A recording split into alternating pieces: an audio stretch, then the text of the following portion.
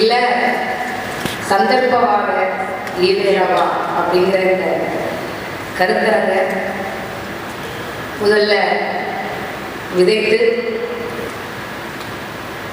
அதை எங்களிடம் பொறுப்பை கையளித்த நாம் தமிழர் கட்சியின் தலைமை ஒருங்கிணைப்பாளர் எங்கள் அண்ணன் செந்தமிழன் சீமான் அவர்களுக்கும் ஏனைய கட்சி மாவட்ட மாநில பாசறை பொறுப்பாளர்கள் அனைவருக்கும் இனிய மாலை வணக்கத்தை கூறிக்கொள்கின்றேன்.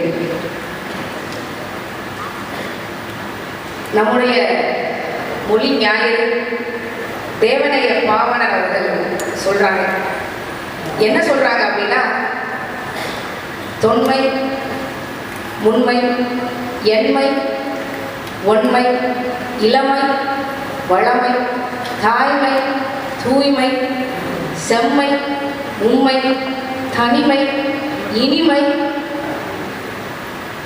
இயன்மை, வியன்மை, திருமை, பெருமை, இந்த 16 சிறப்பியல்புகளையும் கொண்ட ஒரே மொழி நம்முடைய தாய்மொழி, உயர்தலை செம்மொழி தமிழ் மொழி தான். அந்த மொழியை நாம கொஞ்சம் அறிஞ்சிருக்கோம். அந்த மொழியை நாம நாள்தோறும் பயன்படுத்துகின்றோம். அப்படிங்கிறதுக்கே நான் ஒவ்வொரு நாளும் நினைச்சு பார்ப்பேன், இந்த மொழியை தாய்மொழியாக கொண்டிருப்பதற்கு, நாம தமிழினத்தில் பிறந்திருப்பதற்கு, நாம எத்தனையோ பிறவிகள்ல நாம தவம் செஞ்சிருக்கணும். அதனால தான் நாம இந்த மொழியில இந்த இனத்துல பிறந்திருக்கோம். அப்படிப்பட்ட தமிழ் மொழியை யாமறிந்த மொழிகளிலே தமிழ் மொழி போல் இனிதாவது எங்கும் காணோம் அப்படின்னு சொன்ன மகாகவி பாரதி ஒரு பக்கம், அந்த தமிழ் மொழியை காட்டு மிராண்டி மொழி அப்படின்னு சொன்ன ஈவே ராமசாமி ஒரு பக்கம். இப்ப நமக்கு என்ன அப்படின்னா, காட்டு மிராண்டிகளை நீங்க ஏமாத்தும் போது உங்களை பெரியார்னு சொல்லியிருப்பாங்க, உங்களுக்கு அடுத்து வந்தவங்களை பேரறிஞர்னு கூட சொல்லியிருப்பாங்க, அதற்கும் அடுத்து வந்தவர்களை தமிழ் அறிஞர்னு கூட சொல்லியிருப்பாங்க. ஆனா காட்டு மிராண்டிகளுக்கு என்னைக்காவது ஒரு நாள் உண்மை தெரியும். அப்ப காட்டு மிராண்டி அடி எப்படி இருக்கும் அப்படிங்கிறத இந்த ஈவே ராமசாமி கூட்டத்துக்கு நாம தெரியப்படுத்துறதுக்காக இந்த கருத்து. காட்டு மிராண்டி அடி என்னன்னு காட்டுங்களே, அதுக்குதான் உங்க வரலாற்றை எடுத்து உங்களுக்கே போதும். ஈவே ராமசாமி உண்மையிலேயே பிராமண எதிரியா அப்படின்னு சொல்லி நம்ம கேட்டோம்னா, அதுலயும் அவர் ஊதி பெருக்கப்பட்ட பின்பம் போலி பின்பம் அப்படிங்கிறது நமக்கு தெரிய வருது. ஏனென்றால் உங்க எல்லாத்துக்கும் தெரியும், பிராமணர்கள் தேர்தலில் போட்டியிடும் போது அவர்களுக்கு ஆதரவாக நின்று வாக்கு சேகரித்தவர் ஐயா ஈவே ராமசாமி அவர்கள். மிக குறிப்பாக சண்டே அப்சர்வர் பாலசுப்ரமணியம் அவர்கள் 1957 தேர்தலில் போட்டியிடுச்சு.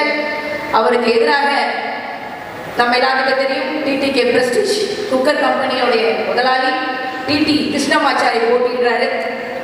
பிராமணியத்தை எதிர்க்கணும், அதுக்கு என்னங்க பண்ணணும்? மயிலாப்பூர் மாமிகை கிட்ட ஓட்டு கேட்டு நிக்கணும். That's all your honour. பிராமண எதிர்ப்பு முடிஞ்சிருச்சு, அவ்வளவுதான். இது மட்டும் இல்லை, டிடி கிருஷ்ணமாச்சாரி மட்டும் இல்லை, ஆர் வெங்கட்ராமன் என்ற பார்ப்பானுக்கு பிராமணுக்கு ஓட்டு கேட்டு நின்றவர் ஈவே ராமசாமி. அது மட்டும் இல்லை, 1957 அண்ணாதுரை அவர்கள் காஞ்சிபுரத்தில் போட்டியிடும் போது அவருக்கு எதிராக சீனிவாச ஐயர் போட்டியிடும் போது சீனிவாச ஐயருக்கு ஆதரவாக நின்று ஓட்டு சேகரித்தவர் பிராமண எதிர்ப்பாளர் ஈவே ராமசாமி என்று நம்மளை நம்ப சொல்கிறார்கள். எனக்கு ஒரு கேள்வி, என்னப்பா டிடி கிருஷ்ணமாச்சாரிக்கு ஆதரவு கொடுத்துக்கிறாரு, ராஜகோபாலாச்சாரி அவருடைய அரசியல் குரு, பிராமணர்கள் எல்லாமே அவர் ஆதரிச்சு தானே இருக்கிறாரு, பாரதிய மட்டும் இருக்கிறாரு அப்படின்னு ஒரு கேள்வி வரும்போதுதான் எனக்கு ஒரு உண்மை தெரிஞ்சது. காரணம் என்ன தெரியுமா? பாரதி கிட்ட சத்தியம் இருந்தது, பாரதி கிட்ட அறிவு இருந்தது, பாரதி கிட்ட திறமை இருந்தது. அதை விட முக்கியமான தெரியுமா, அந்த திறமைய எதற்காகவும் அவன் அடகு வைக்காமல் கடைசி வரைக்கும் அக்கினி குஞ்சுமல் எரிஞ்சா. அதனால இவர்களுக்கு பிடிக்கல. பாரதிக்கு குலைக்க தெரியாதுங்க. எங்க ஊர் பக்குங்க, நான் ஆத்திரத்தில் பிறந்தேன், அங்கிருந்து 18 கிலோமீட்டர் எட்டே அப்புறம் குலைக்க தெரியல, சத்தியம் பேசினா சத்தியம் பேசினான். ஊருக்கு சொன்ன சத்தியத்தை தன்னுடைய வாழ்க்கையையும் தன்னுடைய வாக்கிலையும் கடைபிடித்தவன் மகாகவி பாரதி. அதனால் இந்த திருட்டு திராவிட கும்பலுக்கு நம்முடைய பாரதியை பிடிக்கவில்லை. சத்தியம் பேசுவது சாதாரண விஷயம் இல்லை. நீங்க சத்தியம் பேசுனீங்கன்னா சுற்றம் உங்களை சுருக்கும், நட்பு உங்களை விளக்கும், அவமானங்கள் ஆவணமாக நீங்கள் போட வேண்டியது வரும். சத்தியம் ஏக அருகிலும் அரிதானதாக இருக்கிற காரணம் இதுதான். இதையெல்லாம் தெரிந்து கொண்டவன் தான் சத்தியத்தை காக்க முடியும். அப்படி காலத்தை கழித்து சத்தியத்தை தன்னுடைய கவிதை வரிகளாக இயற்றி கொடுத்தவன் தான் மகாகவி பாரதி. அவன் என்ன செய்யல? அவன் சம்பாதிக்கல.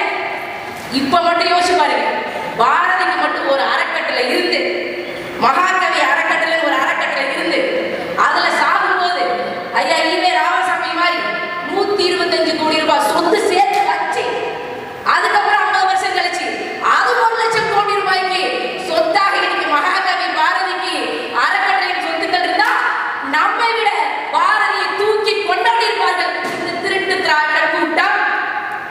நான் சொல்வது உண்மை. காசு காசு. பெரியார் மட்டும் பாரதியை போல வாழ்ந்திருந்தால் பெரியாரும் ஈவே ராமசாமியும் மற்றொரு கியாபே விஸ்வநாதன் பிள்ளையாக, மற்றொரு மறைமலை அடிகளாக, மற்றொரு தீவிகாவாக மறைக்கப்பட்ட மற்றும் ஒரு தலைவராக அவர் இருந்திருப்பார். ஆனால் சரியான ஆள் யாரை ஆதரிக்கணும், யார் காலை பிடிக்கணும், யார் கையை பிடிக்கணும் என்று சரியாக திட்டம் போட்டு அறக்கட்டளையை ஆரம்பிச்சு பணத்தை சேகரிச்சு வச்சார். அது நம்ம பாட்டனுக்கு தெரியல. அதனால இப்போதைக்கு இதோட நான் முடித்துக்கொண்டு அடுத்தடுத்து தலைப்புகள்ல எனது அருமை தோழர்களை பேச வரும்படி அன்போடு கேட்டுக்கொள்கிறேன். நன்றி, வணக்கம்.